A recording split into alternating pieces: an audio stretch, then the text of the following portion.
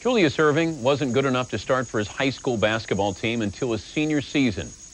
Then, after averaging 27 points and 20 rebounds in his junior year at the University of Massachusetts, he unleashed his unsung above-the-rim theatrics on the professional ranks. Over the next 16 seasons, the Doctor's playground game electrified both black and white audiences, while his pride, intelligence, and cool made him a mythic figure.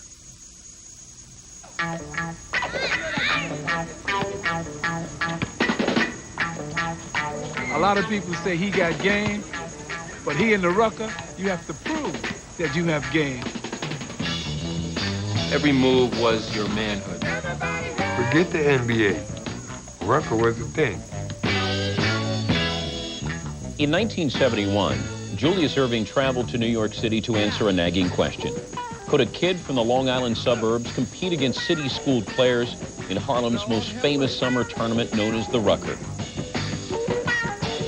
The image was that New York City has all the ball players and Long Island has the also-rans. So I had to prove myself every time I stepped on the court. He was like a jewel that was sitting there, raw talent. The man never made a layup. Everything was a tomahawk dunk. They call him the Surgeon General because not only did he block shots, he operated on them. Go through the middle, make the ball disappear, switch hands, do something magical with it. The guy who was announcing the games, he kept calling me a lot of different nicknames, like Houdini and Little Hawk, all kinds of stuff. I said, well, don't call me anything.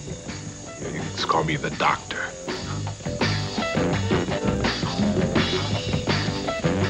People all up on the fences are like, doctor, doctor, doctor, you know. And that's empowering.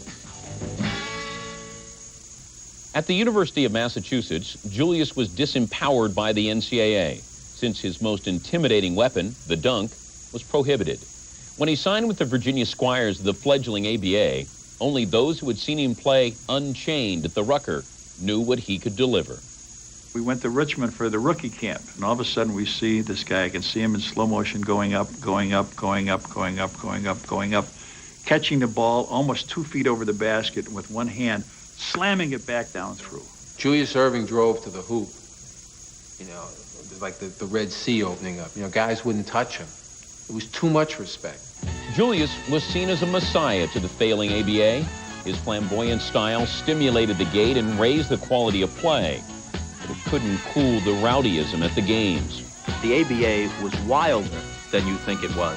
It was teams waiting in the lobby of a road hotel because the manager wouldn't let them check in since the team hadn't paid their bill from the last time they were in that city. Guys carrying guns to the game, guys in fist fights in their own locker room. I mean, that was a league of real guys on the edge. Julius Erving was in a class of his own.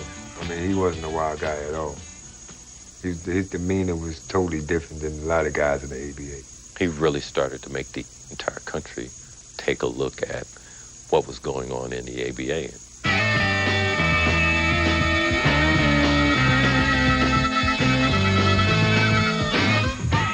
He would leave you eyeing and goo-goo guying and everything else. I mean, you didn't know what he was going to do.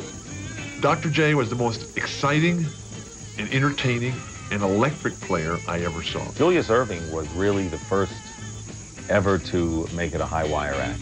He had the ability to get in the air and create, you know, these moves that we've never seen before.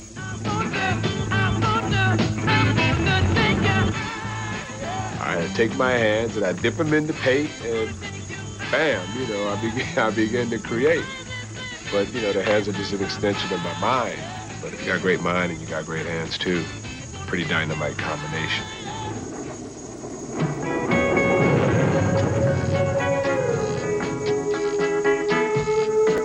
The climate of the country at the time when Dr. J was playing was the challenge. We're just coming off of the revolution, coming in the 70s, and it's to challenge authority, it's to challenge the game, it's to challenge the limits of your ability. His ABA Dr. J was the rebel Dr. J. This was the guy with the huge afro and the goatee who looked like a Black Panther. He was a symbol of this rebel kind of ball, this new ball, funk ball. We looked up to the drug dealers and the pimps and the pushers around the neighborhood that were, making all of the money and driving the fancy cars. And here comes Dr. J. He was a basketball star that was not only just a basketball star, he was an icon, an image to the black community and for kids like myself. Dr. J had sneakers before anybody had their name on sneakers. I mean, it was everything to wear a pair of Dr. J's. Dr. J was the marquee guy when I was growing up. Every little kid wanted to be Dr. J. You don't know how many of us as youngsters just try to get our afro out and everything, so we ran down court to kind of go back like Dr. J. Everybody wanted an afro. I had a little afro, too. I had a TWA, a teeny-weeny afro. Doc had the big afro, man, and he always patted it down. And Doc, he had his own style. When Erving was traded to the New York Nets in 1973, his image exploded coast to coast. Suddenly, he was the model for men's fashion, a highly effective advertising persona, and the subject of hip-hop lyrics.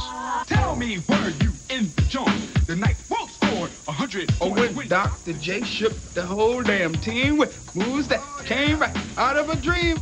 Dr. J is one of the first athletes who wasn't a boxer. I remember being a sex symbol. Yeah, all the girls would be like, oh, that's Dr. J. Oh, Doc just touched me. He was one of the first black males in the culture where white fathers said to their children, I'd like you to be like Julius Erving. America may have loved the doctor's cool, revolutionary image, but his friends weren't buying it. Doc was just a square, man. We wanted to know where the women was at. Not Julius Erving. He was ready to eat and go up in his room. The mild-mannered reporter, suit and tie guy, and, no curse words. He'd probably say, I would say damn, and he would say darn. I'd say darn? No one knew what made this man tick. He would smile a little. He would be serious a little. No, he'd be serious more than he'd smile. It was tough to get inside. When other guys go in there, hey, I'm in the house, Doc was altogether different. He had such an image to keep up for the kids, for the public, for the media, the whole deal. Do you like the name? Oh, yeah, I love it. I think the kids really love it, though, because Julius Erving might be a difficult name for them to pronounce. And Dr. J is very catchy, and they don't often forget it. I definitely didn't want to be Dr. J off the court. It's just not in my makeup. It's not my style. Dr. J would soon have to change his style to fit a new role on another stage. Sports. In 5 seasons, the doctor earned 3 scoring titles, 3 MVPs, and won 2 league championships. The operation was a success, but the patient, the ABA, was near death. Erving was ready to take his practice uptown.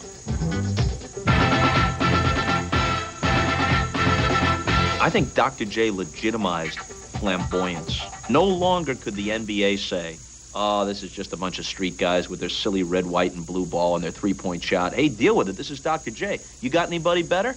Have you had basketball fulfillment within yourself in the ABA? There's nothing I like better than to have played 5 in the ABA and then 5 in a merged or combined league, which could be called the NBA if that's what they want to call it. The doctor would get his wish in 1976 when the ABA was swallowed by the NBA and Erving was sold to the 76ers. It was instant showtime in Philly. From the University of Massachusetts, number 6, Julius the first time everybody saw his quiver full of dunks, I mean, it was electrifying.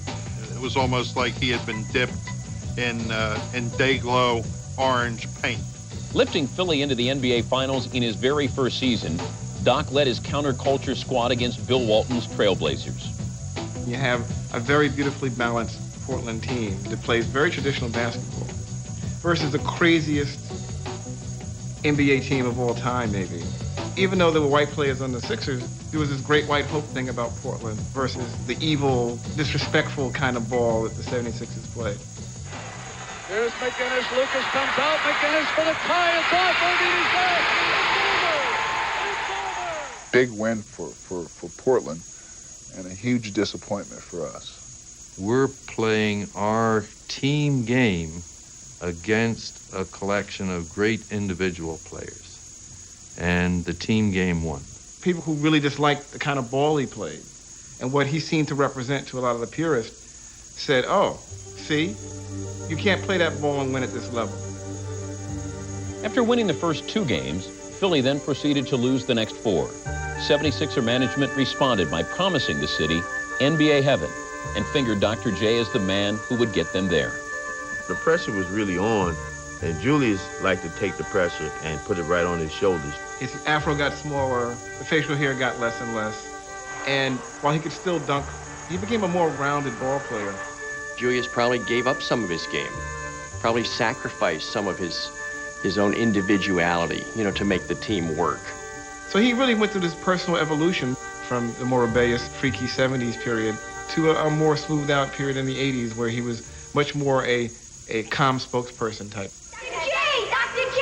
Dr. Chapstick. Dr. J has changed his nickname to Dr. Chapstick. Julius was the first mass consumption pro basketball player for a lot of us. At that time, you did not have great celebrity endorsers who were black.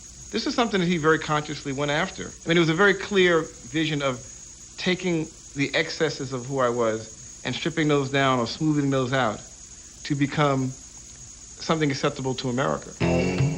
If he had changed himself for America, the doctor was in serious transition on the court as well. I would say to Julius, what the hell are you doing? Why are you so inactive? Why are you so passive?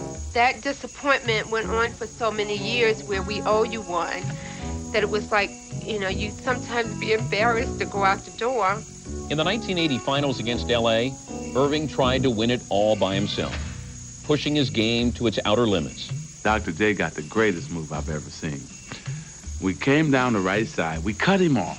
And when he went behind the basket, I thought that he surely was going to have to pass it. This guy floats all the way to the other side of the basket. Seemingly staying up in midair like a Saturn rocket. He shoots it and makes it catch and spun against the glass and went in. And we're sitting there like... But Dr. J couldn't do it alone. The Lakers won the series behind Magic Johnson's 42 points in Game 6. Magic made it look easy. As for the doctor, nothing but broken promises. People felt they'd been sold a bill of goods, and they were waiting. 78 comes, they don't win. 79, they don't win. 80, they get to the finals, they lose. 81, they're up 3-1 in Boston, and lose. So now it's 82, they lose again in 6. We're 6 years removed from the championship that says we owe you one. Now age 32 and frustrated, Dr. J was on the verge of panic. Time was running out. We had been to the finals. We had been awfully close for several years. But one thing we were always missing was a real inside presence. The 76ers late this afternoon concluded negotiations with the Houston Ball Club to acquire the services of center Moses Malone. Moses is now a 76er. The combination would prove to be devastating. After breezing through the regular season, the 76ers faced their old rivals, the Lakers, for the 1983 NBA title. When they get Moses Malone and they win 65 games and they steamroller through the NBA, they damn well better win that championship. The man who may want it more than anyone else in this forum, Julius Erving, has made the steal and the big basket. Congratulate the world champion Philadelphia 76ers. Mo Cheeks goes the distance, slam dunk. The game is over. It was such a feeling that you couldn't describe because we had wanted it so bad that when it finally came, you just couldn't explain it. The parade down Broad Street, the fervor in the city of Philadelphia, is still something that makes me tingle. And I think there was just a sense of rejoicing that Julius was finally a world champion. I could not win the title without Doc. See, that people don't understand. The 76ers were always Dr. J team. It was never Moses Malone team. What can I tell you? It was sweeter than honey. I played in 6 championship series between the 2 leagues, was victorious in 3 and defeated in 3. I don't feel any shortcomings because of the years when we didn't win. To some people, makes all the difference in the world. To me, I'd probably be the same person that I am right now. 1983 would be Erving's only title in the NBA. A new era was approaching, and the Doc, at age 33, would have to adjust. 'Tis the season to party with more. I was on cloud 9, but also I couldn't decide, should I call him Dr. J, Mr. Erving, or what? And now he made it easy for me. He came up to me the first day and said, hey, I'm Doc, and that was it. By the mid-'80s, a new level of talent forced Erving to step out of the spotlight. The transition challenged the Doctor's pride.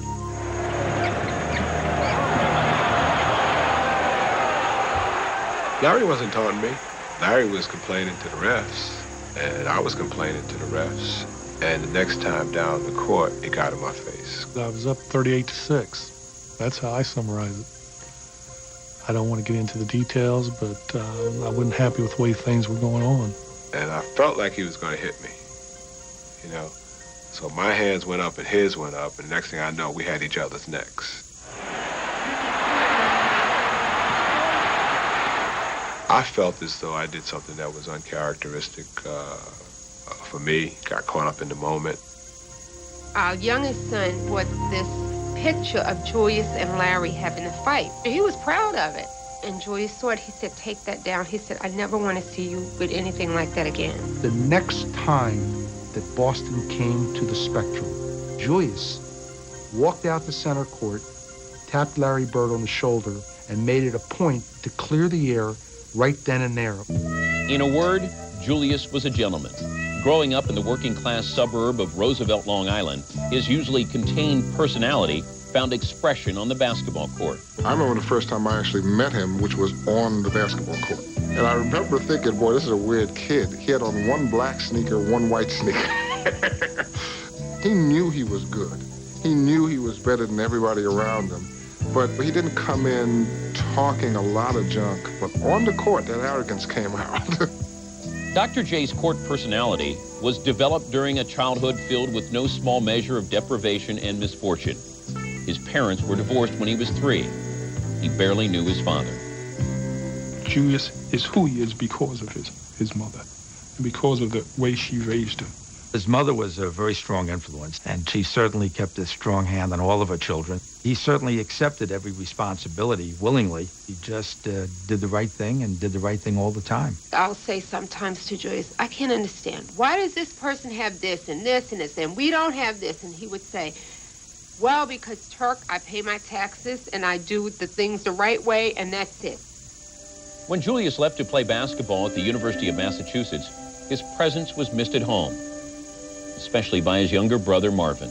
They came up in February, my mom, my sister, my brother, and they came up for my birthday. The crowd serenaded Julius because it was his birthday, and Marvin just he just enjoyed himself so much. During the visit, my brother complained about joints, pain in his joints. Marvin was afflicted with lupus. He would be in and out of hospitals for the next 3 months. We got a call one night saying that Julius had better head home because Marvin may not make it through the night. Before Erving reached home, his 16-year-old brother had died.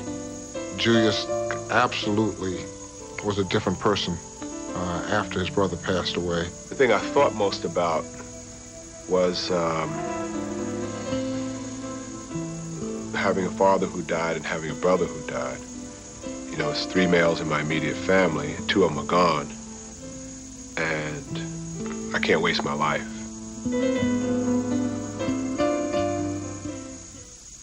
Notified the 76ers that I intend for this to be my last year in the NBA. I call Dr. J the Thomas Edison of basketball because he invented so much.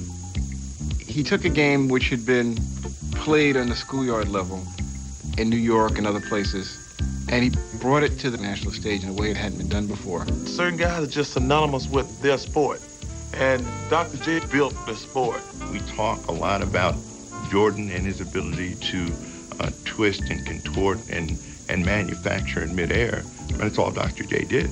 Julius would work on these moves, and they were wonderful and soaring and elegant and had an improvisational jazz quality to them. There were definitely things that I did that nobody had done on a basketball court. And that, to me, was innovation.